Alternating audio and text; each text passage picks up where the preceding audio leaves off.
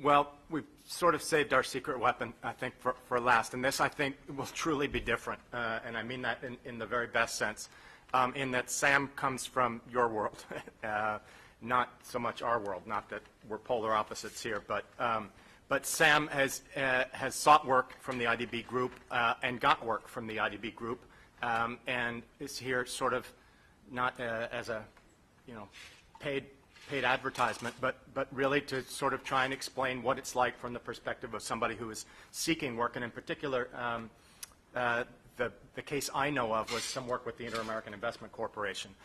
Sam's the president of Creara International, sorry, not associates, based in Fairfax, but with expertise all over. And so, Sam, if you would share your secrets. Okay.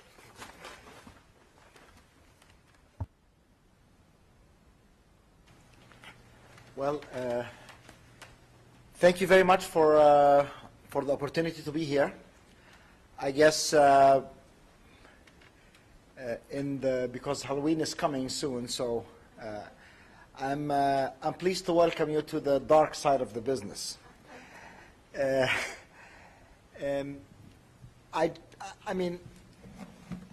I guess Alberto spoke about the tortilla, but he did not bring any.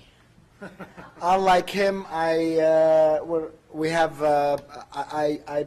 also, because of Halloween, I guess, I have candy whoever asks questions. So we have a performance-based system that is going to happen here. Anyways, let me get this up quickly.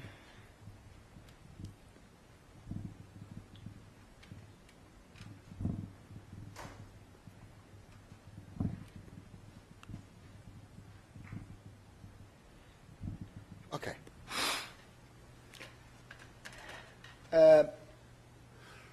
First of all, Creara International, we are an energy efficiency consulting firm in the areas of energy efficiency and renewable energy. We are basically a subject matter expert when it comes to this part, so this is the only thing we do. And we take it from the policy level on, through the financing level up to the technical level in terms of energy auditing projects, ESCO work, demand-side management. So this is the kind of area of expertise that we cater for. Today I wanted to speak to you about one particular project that we were privileged to have, which is the Green Pyme Colombia. We have done 4 phases of Green Pyme Colombia. We were lucky enough or successful enough to be assigned, and we did one of the phases of more recently of Green Pyme, another project in Central America, in 5 Central American countries. Just to give you the plan, before speaking about the lesson learned, we just wanted to let you know what the project was all about, the project itself, and then what was our role, and then speak about the lessons learned. And I'll try to do that quickly, and so you don't, you'd have more time to interact and ask questions. Anyways, Green Pyme itself is a program, and it is by the IIC, which is the Inter-American Investment Corporation. And I just want to make sure it is basically the arm of IDB that caters to private sector. For a lack of a better term, or maybe for an analogy, think of it like the IFC for the World Bank Group, maybe, more or less. So anyways, so the program started actually not really late 2008, it's more like March 2008 in the Caribbean countries. And this so there were projects that were awarded then, and then the idea of green PYME, well, green is green, PYME is pequeña y media enterprises, basically, which is SMEs. So it's green for SMEs. It is centered around awareness and training workshops. So the idea of the program is to raise awareness. It is basically an energy efficiency project that is centered around demand, okay, for industrial and commercial small and medium enterprises, SMEs. Until the present, the program has been replicated in many countries. But when I say replicated, one good thing about this, the Green PYME program that we have experienced so far, is it adapts to the country. For example, in Colombia, the structure of the program itself started heavy on the energy audits and the audit capabilities. When we were talking and consulting with the IIC and when they were designing the Central America program, it started actually with the banks. So the approach is different because the context of the country is different. And I mean, which is something that you don't, to be very honest, you don't see a lot of in the multilateral business. Usually, people tend to take the easier route of getting the lost project and find Ukraine replaced with Colombia, and this is your project. So that was one well thought of thing on the project. Anyways.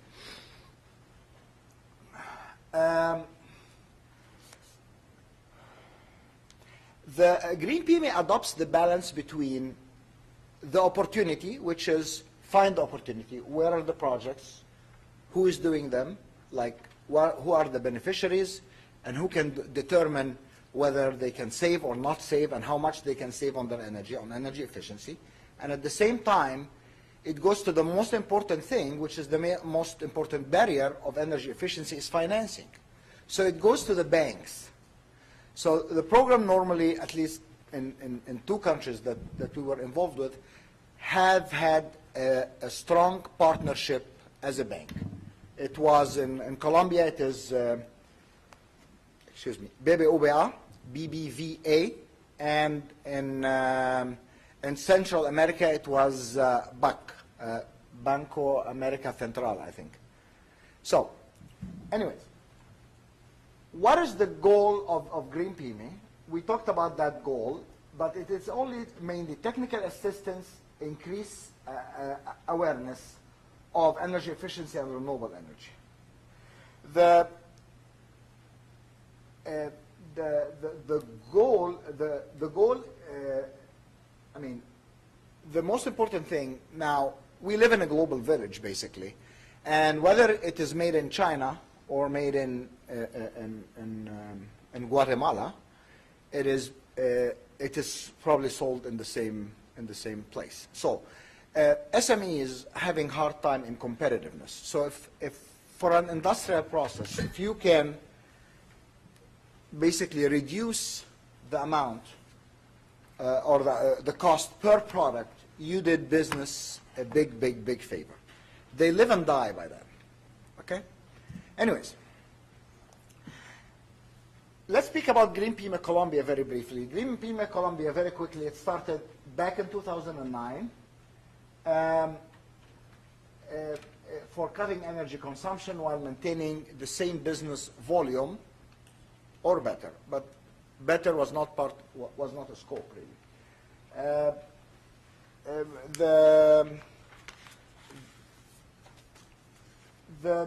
The main goal was actually to get SMEs involved. There were 200 SMEs being identified under Green PYME Colombia and participated in workshop how they can be more competitive and use energy efficiency as a renewable energy as a tool to actually get down to being more competitive. Out of the 200, because of obvious budget limitations, out of the 200, there was a competitive process where, or a criteria for selection, and 35 out of the SMEs that started with the training have been selected for a good, detailed energy audit to figure out if they can actually, to figure out how much they can save and have an energy audit. I mean, I don't mean to lecture you on this, but I mean, one important point that I wanted to make. In any other project, you always have no other scope. When it comes to energy efficiency, the scope is unknown. You know that there is an opportunity. You know you can do something, but you don't know what. Are you going to change the boiler or change the chiller? Are you going to do the lighting or you're going to do some envelope work? Unlike many projects, usually people have a good idea of what they want to do. If you want to do a renewable energy project, you know it's a renewable energy project. I want to discuss the feasibility of a small hydro plant. But in energy efficiency, you really don't know. Which it adds another dimension different because of the nature of it, that you have to do an audit, and usually at the end of the day, that audit is a cost that you don't usually need in many other projects. I mean, I just park this thought because we're going to use that later. Anyways, so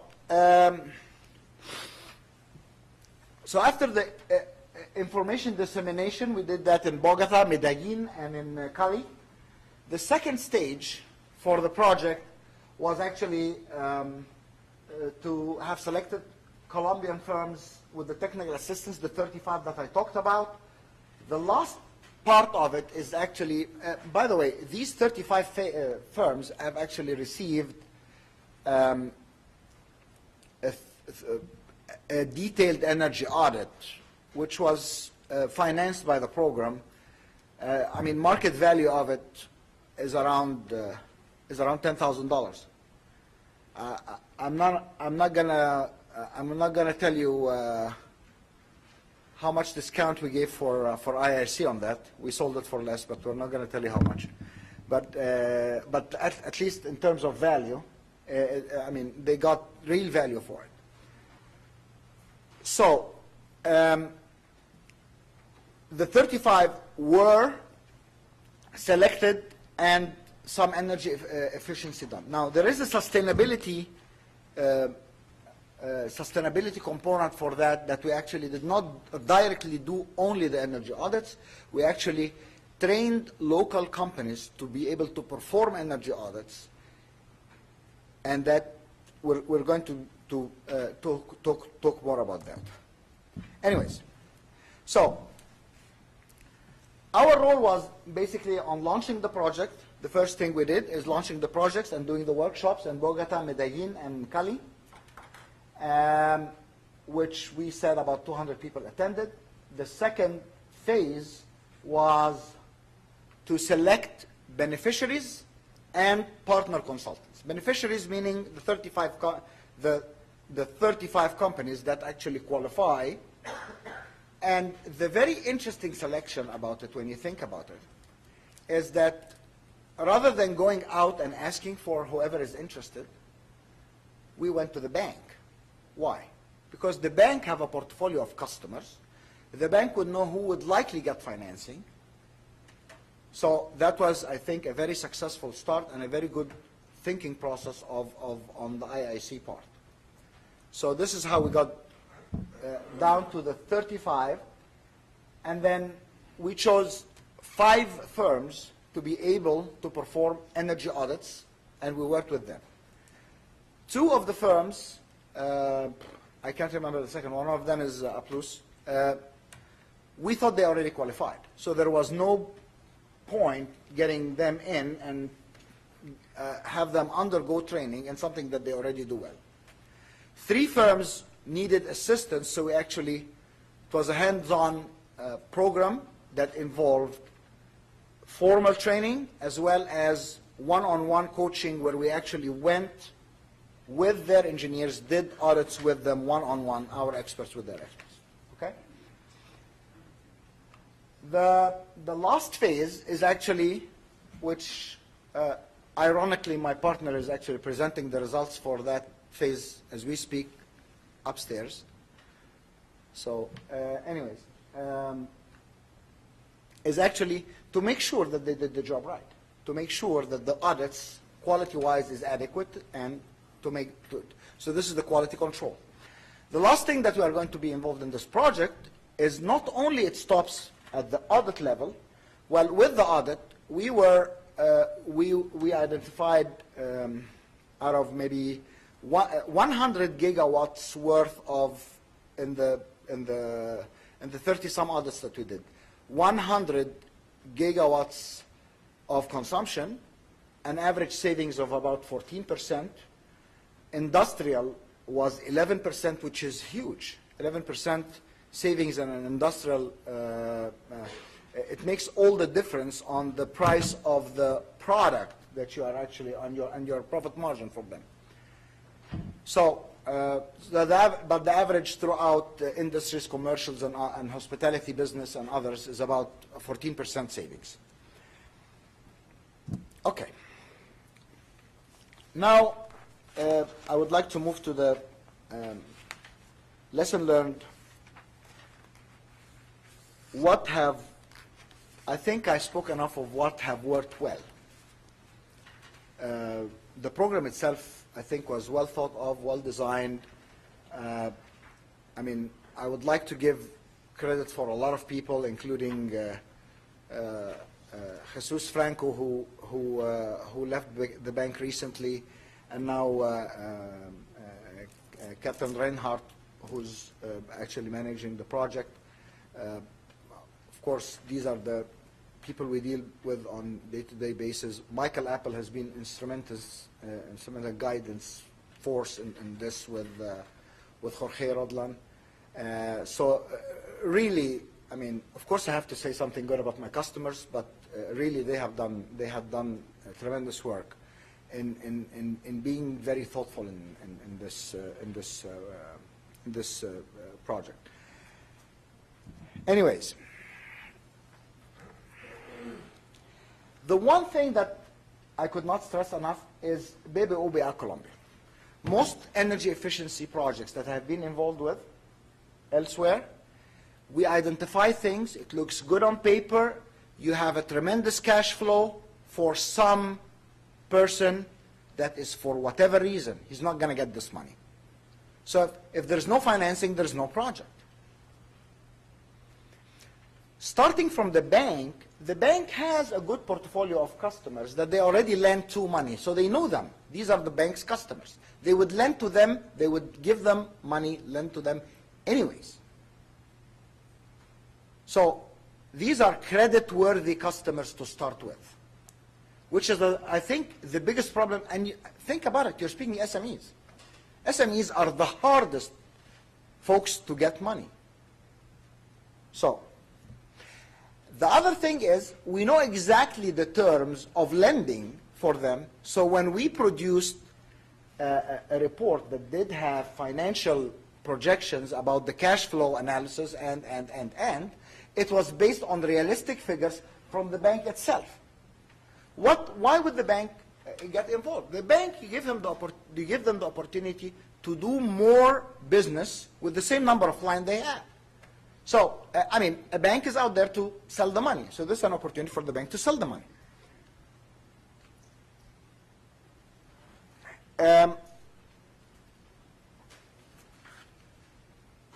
The importance of designing products and services adapted to SMEs. This is very important. Why? Because in the ESCO industry, which I wasted a lot of my life in, basically, is they like to put things in boxes. They say, if this is a walkthrough audit, and You get the manual, and this is the walkthrough audit, 1, 2, 3, 4. And then you go to the next one and say, well, this is an investment grade audit. The investment grade audit is blah, blah, blah, 1, 2, 3, 4, 5. Well, in an SME, you don't need either. A walkthrough audit would not have been appropriate, and an investment grade audit would have been too much details. So one is too shallow, one is too deep. So we actually designed a product, an audit product, that is appropriate for that level. SMEs are risk takers, and they are willing. You don't have to make them spend $2,000 to prove that they can save 10 or 11. If it's 10 or 11, they're fine. They are more cost conscious, and to get things done early and to be able to cater for them, we put an audit product that is appropriate for them. Few things that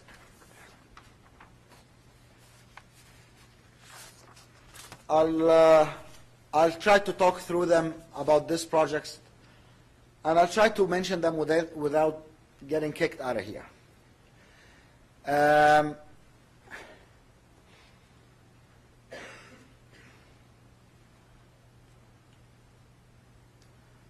When we had organized the workshops, while we had the perfect plan for it, combined with this, the go-ahead and the dates were so close to each other that in hindsight today, when you think about it, if we would go back, I'd rather have more time.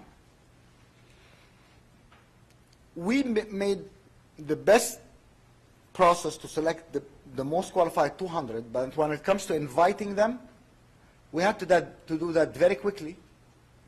That, I mean, they are close enough, but they are not. We could have done a better job getting better quality of companies. So this is one lesson learned.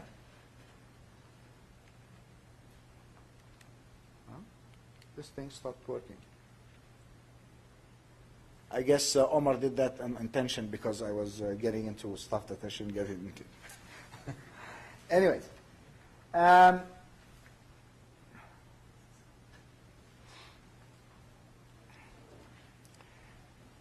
Another problem that was not, this was really an important issue.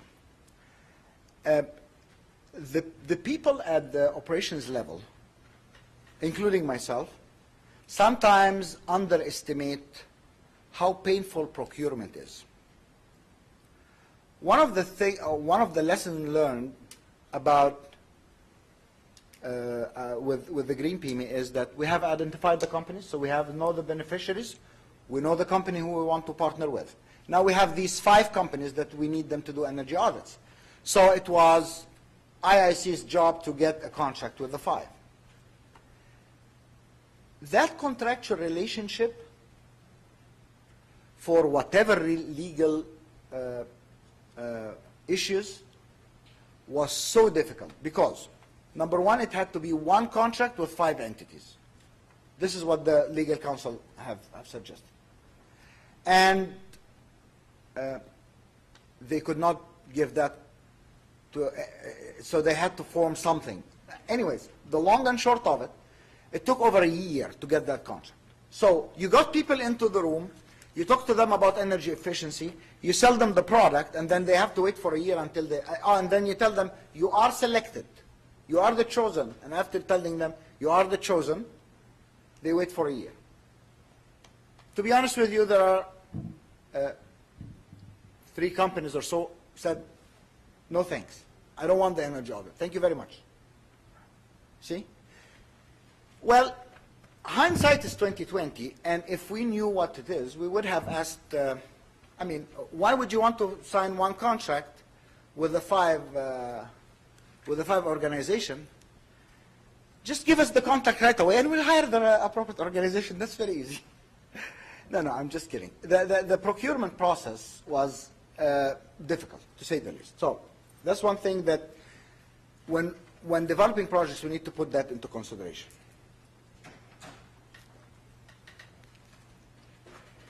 Well, there's a typo here.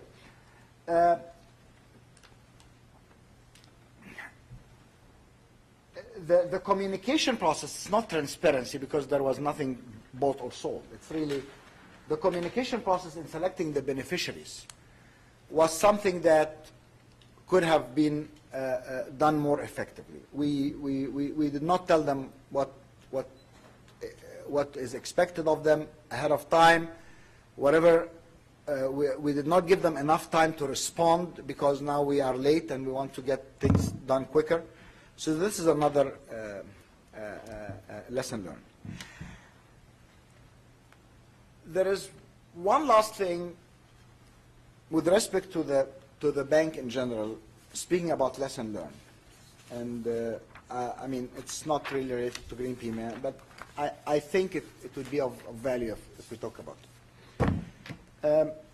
Anna Maria and Ivan, prior to that, have talked about the good stuff the bank is doing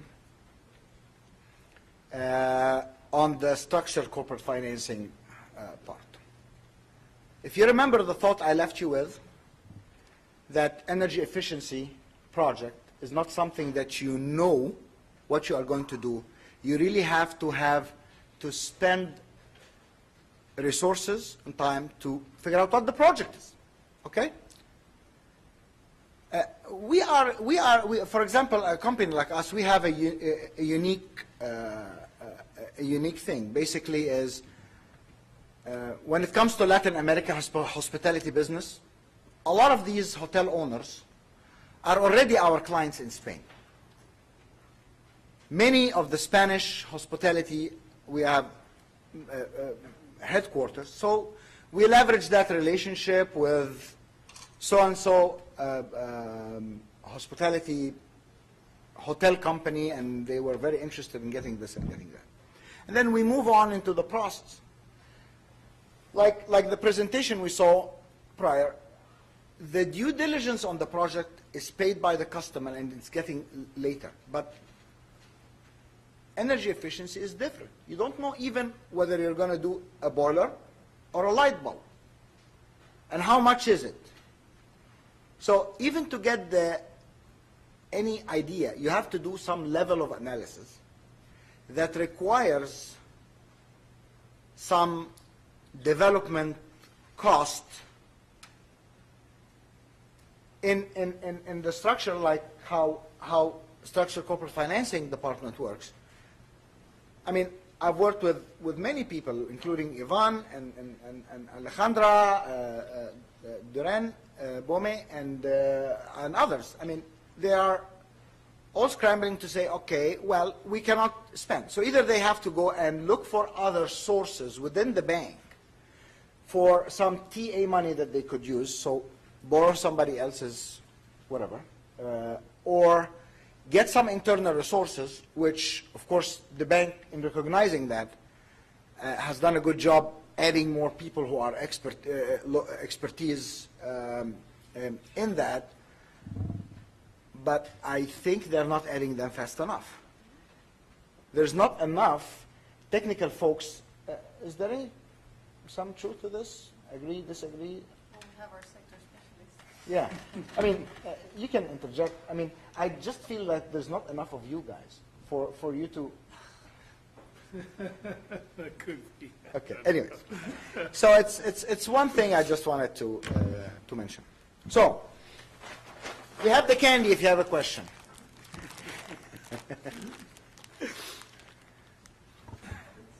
Okay, with or without the inducements then. And thank you very much, Sam. I think that's very welcome.